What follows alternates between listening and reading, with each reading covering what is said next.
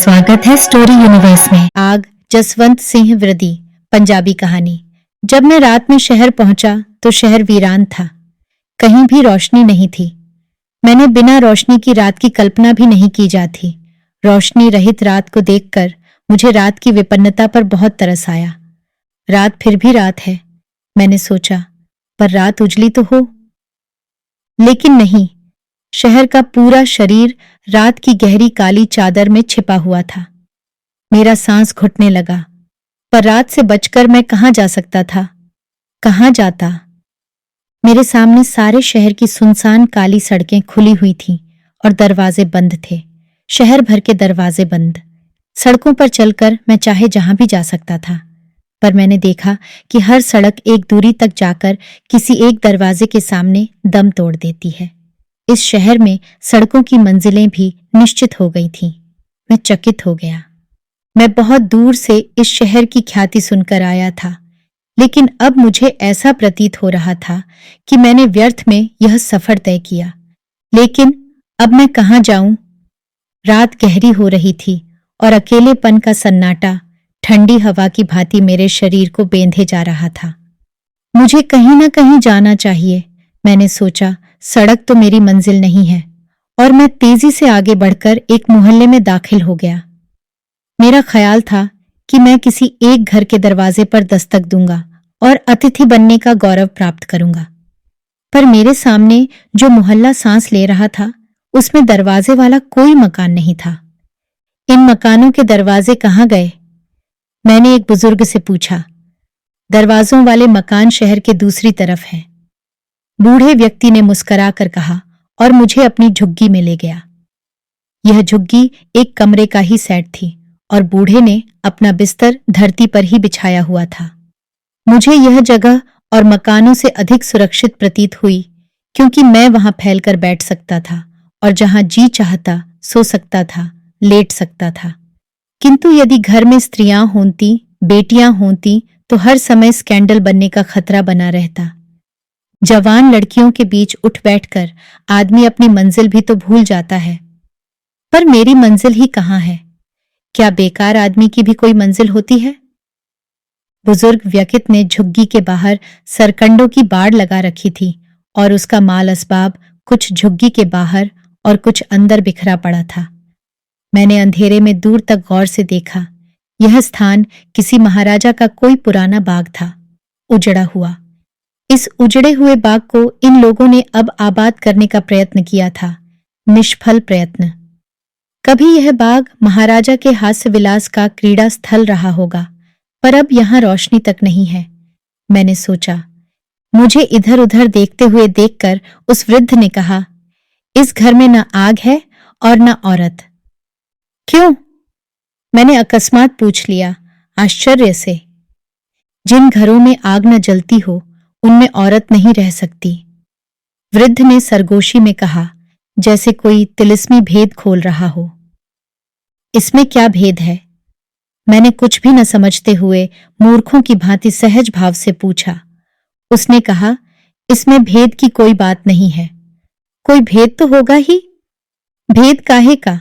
जिस घर में आग नहीं जलती, उस घर में औरत कैसे रह सकती है?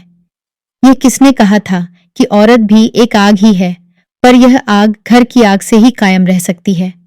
आग के बिना घर कैसे उजड़ जाते हैं? इसके बारे में मुझे अधिक सोचने की आवश्यकता नहीं थी। अगले ही क्षण मैं उससे पूछ रहा था, आप गुजारा कैसे करते हैं? मांग तांग कर, उसने बेझिझक कहा। गुजारा कर लेते हैं? बड़े मजे से, बूढ़े ने कहा, बल्कि कोई चिंता ही नहीं रही। और वह मुस्कुरा उठा। मुझे लगा जैसे उसके स्वर में व्यंग का तीखापन हो। मैंने सोचा, इसके घर में नहीं तो इसके अंतर में अवश्य कोई आग जलती होगी, पर उसका सेंक कैसे अनुभव किया जाए? इस शहर के संबंध में मेरे मन में बहुत उम्दा छवि बनी हुई थी, पर अब मैं इस शहर के संबंध में कुछ और ही शब्दों में सोच रहा था। किसी भी शहर में पहुंचने पर सबसे पहले उसकी रौनक और रोशनी का एहसास होता है, पर कहां? अगले कुछ पल हम बिल्कुल खामोश रहे। उसके बाद के कुछ क्षणों में मैंने महसूस किया कि उस ठिठुरती हुई रात के कंधों पर सवार होकर कुछ स्त्रियों के गीतों का स्वर हमारे पास पहुंच रहा था। गीत के बोल स्पष्ट नहीं थे, पर जब ध्यान से सुना तो एक एक शब्द स्पष्ट हो गया। ये औरतें कहाँ गा रही हैं? मैंने बूढ़े से पूछा। परलय घरों में एक लड़की की शादी है। उस घर में भी आग नहीं है? बुजुर्ग ने कोई उत्तर नहीं दिया। मेरी ओर एकटक देखता रहा। न जाने क्या सोच रहा था। मैं भी तो उसके संबंध में बहुत कुछ सोच रहा था। क्या सोच रहे हो? मैंने पूछा। गाना सुनो, वह बोला और उसने बाहर की ओर इशारा किया।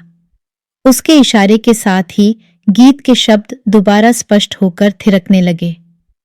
दई दई वे बाबला ओस घरे, जिथे अग्ग होवे, शहर रोशन होवे, तेरा पुण्य होवे, तेरा दान होवे।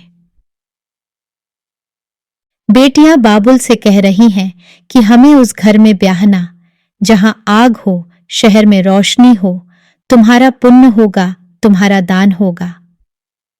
गीत में भी आग की बात, मैंने कहा, परंतु उसने उत्तर नहीं दिया। सुन्न सा बैठा रहा, आग से रहित। गायन के स्वर फिर थिरक उठो। दिने चांद न होवे, रात रोशन होवे, दई दई वे बाबला ओस घरे, तेरा पुण्य होवे, तेरा दान होवे। बूढ़ा मुस्कुराया। न जाने क्या सोचकर मुस्कुराया होगा, और मुस्कुराकर उसने न जाने क्या सोचा होगा। मैं भी मुस्कुराया, पर मैंने कुछ सोचा नहीं, केवल इतना ही कहा, इस शहर वाले आपको आग नहीं देते? आग केवल बड़े लोगों के घरों में होती है। और रोशनी? रोशनी पैसे से मिलती है। फिर आप ले क्यों नहीं लेते? हम छोटे लोग हैं, हमें नहीं मिल सकती। और उसने घबराकर चारों ओर ऐसे देखा जैसे अपने आप को नगण्य महसूस कर रहा हो। जो व्यक्ति अपने आप को नगण्य महसूस करता है, उसे और कोई यातना नहीं दी जा सकती। अब तो देश में लोकतंत्र है और हम सब बराबर हैं, मैंने कहा, मानो मैं उसे कोई भेद की बात बता रहा था। उसने कटुता से उत्तर दिया, लोग कहते तो हैं, पर हमें दिखाई नहीं देता। हमारे घरों में ज्यादा अंधेरा है, शायद इसलिए। आप कोई काम क्यों नहीं करते? मांगना काम नहीं है क्या? नहीं। फिर और क्या किया जाए? बूढ़े ने मुझे घूर कर देखा। मैं क्या उत्तर देता? रात घनी अंधकारपूर्ण थी और वातावरण में अब फिर बोझिल निस्तब्धता फैल गई थी। मैं चाहता था कि उस बुजुर्ग को अपनी योग्यता का प्रमाण दूं। फिर बातचीत में रात बिता देने का प्रश्न भी था। मैंने कहा, कहते हैं पिछले जमाने में भी आग सिर्फ देवताओं के पास होती थी। केवल देवता ही आग की गर्माहट ले सकते थे और घरों में प्रकाश कर सकते थे। अब भी देवताओं के पास ही है।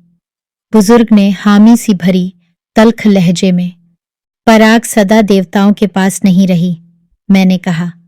लोगों के एक हितैषी शूरवीर ने आग को देवताओं से छीनकर लोगों में बांट दिया था। उसका क्या नाम था? प्रोमिथियस। अपने देश का था? नहीं, किसी और देश का था, पर उसने आग धरती के लोगों को बांट दी थी। क्या कहने? वाह! बूढ़े की आंखों में चमक आ गई, आग जैसी चमक। बाद में देवताओं ने उसे पत्थरों और जंजीरों से बांधकर बहुत यातनाएं दी। ये चंडाल कहीं के! बूढ़े को प्रचंड ज्वाला की भांति गुस्सा आ गया। पर प्रोमिथियस आग को तो लोगों में बांट ही चुका था। फिर उसका क्या हुआ? निश्चिंत रहने वाला बूढ़ा अब चिंतित था। दिन भर गिद्ध उसका मांस खाते, पर रात को उसके जख्म भर जाते। रात में बड़ी ताकत है इस।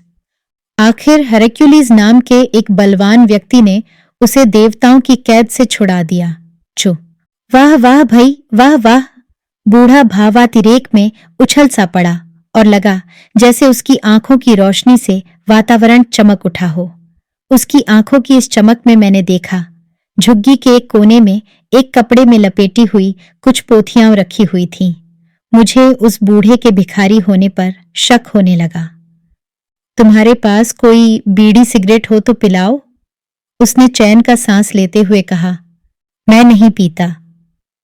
क्यों कि यूं ही जी नहीं करता? फिर भी मेरे गुरु ने मना किया है, मैंने कहा, बल्कि प्रण करवाया है। वह उठकर खड़ा हो गया। जब हम अपनी धरती छोड़कर आए थे तब हमने भी प्रण किया था कि जब तक उस धरती को आजाद नहीं करा लेंगे, आग नहीं जलाएंगे। तो यह बात है? हां, पर हम आग का त्याग करके ठंडे हो गए और धरती बैरियों के पास ही रही, अब भी बैरियों के पास ही है। और वह बेचैनी से कहीं दूर एकटक देखने लगा।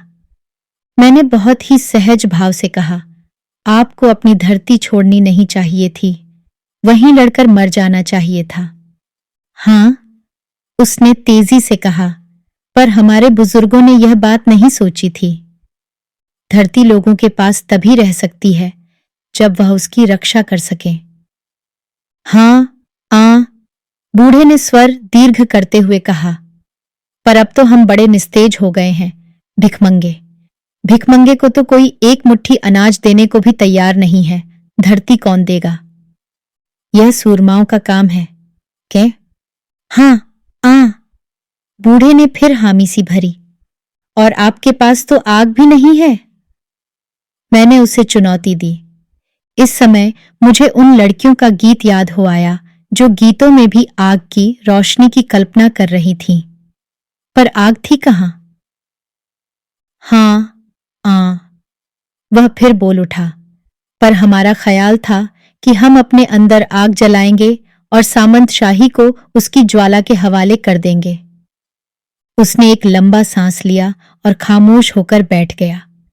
उस समय वह जो कुछ सोच गया होगा उसकी मैं कल्पना भी नहीं कर सकता। मैं तो केवल इतना ही देख रहा था कि वह कहीं और पहुंच गया था, उस धरती पर जो उसकी अपनी थी, जहां रोशनी थी, जहां घरों में आग जला करती थी। मैं चाहता था कि उसे झंझोड़ दूं, पर मैं चुप ही रहा। गीत के बोल अभी भी रात की खामोशी के कंधे पर सवार होकर हम तक पहुंच रहे थे। दई वे दई बाबला ओस घरे, जिथे अग होवे शहर रोशन होवे, तेरा पुण्य होवे तेरा दान होवे होम। यह गीत हमारी लड़कियों ने गढ़े हैं, बूढ़े ने कहा। वह बहुत परेशान था। कितना? मैं बयान नहीं कर सकता। इस समय वह न जाने क्या सोच रहा था, पर मैं सोच रहा था कि वह बूढ़ा जमाने से बहुत पीछे रह गया है। इसके पास न कोई हुनर है, न ज्ञान का विरसा, न ही कोई घर बार। यह सारी उम्र मांगकर खाने के सिवा और कोई काम नहीं कर सकता। रात में उस समय ठंड बहुत ज्यादा थी और मैं यह भी सोच रहा था कि अगर मैं शहर की दूसरी ओर बड़े मकान वालों के पास पहुंच गया होता तो रात आराम से बिता सकता था। पर फिर यह विचार आया कि शायद वे लोग मेरी खूसट शक्ल सूरत देखकर दरवाजा ही न खोलते। आजकल मुझ पर कई प्रकार के अपराध भी तो लग रहे हैं। फिर अगले ही क्षण मैं यह सोच रहा था कि आधे शहर में उजाला है तो आधा शहर क्यों वीरान है? आखिर क्यों? मैं उस बुजुर्ग से कहना चाहता था कि मांग मांग कर निर्वाह करना तो जीवन का कोई उद्देश्य नहीं है, या है? बुजुर्ग कोई पल भर के लिए आंखें खोलकर मुझे एकटक देखता था और मुस्कुराकर फिर आंखें बंद कर लेता था, मानो वह मेरी बात का भेद पा गया हो। रात आधी से ज्यादा बीत गई थी और उस जाड़े की रात में वह बुजुर्ग मेरे सामने बैठा हुआ था। उसके सांसों की गर्मी मैं महसूस ही नहीं कर रहा था, बल्कि वह मुझे गर्माहट भी दे रही थी। बुजुर्ग की आंखें कभी खुल जाती थीं और कभी बंद हो जाती थीं। जब उसकी आंखें बंद होती तो मुझे रात की वीरानी का एहसास होता, पर जब खुली होती तो ऐसा लगता कि उनकी चमक से कमरे का वातावरण रोशन हो उठा है। फिर न जाने कब मेरी आंख लग गई। मैं प्रकाश की एक किरण और आग की एक चिंगारी के लिए तरस गया था और प्रकाश रहित रात की विपन्नता पर मुझे बहुत तरस आ रहा था। इसलिए रात को सपनों में मैंने सब झुग्गियों में तेज लपलपाती लपटें देखीं। मैंने यह भी देखा कि ये लपटें समूचे शहर को अपनी लपेट में ले रही हैं। सवेरे जब मैं जागा तो मुझे मालूम हुआ कि मैं शहर के हाकिमों की हिरासत में हूं और रात को सपनों में सब झुग्गियों में लपटों का उठना देखने के अपराध में मुझे सश्रम कैद की सजा दी गई है। आशा करते हैं कि यह कहानी आपको बहुत पसंद आई होगी। ऐसी और कहानियां सुनने के लिए जुड़े रहिए हमारे चैनल स्टोरी यूनिवर्स के साथ। धन्यवाद।